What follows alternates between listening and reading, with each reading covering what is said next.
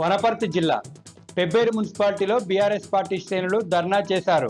పెబ్బేరు మున్సిపాలిటీలో ఆగిపోయినటువంటి అభివృద్ధి పనులను వెంటనే ప్రారంభించాలని డిమాండ్ చేశారు.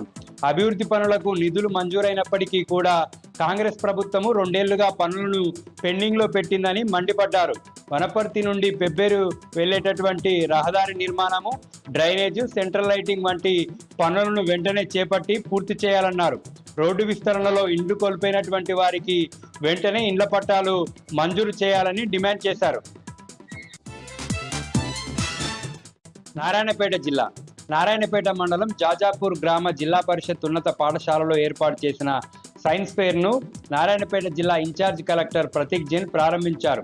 శాస్త్ర సాంకేతిక రంగాల్లో విద్యార్థుల నైపుణ్యాన్ని వెలికి తీసేందుకు సైన్స్ ఫెయిర్ ఏర్పాటు చేశామన్నారు కలెక్టర్.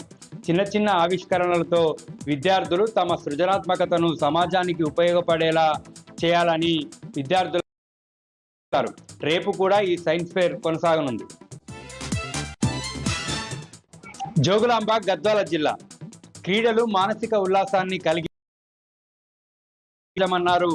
గద్వాల నియోజకవర్గ BRS party incharge boss Hanumanthanaidu.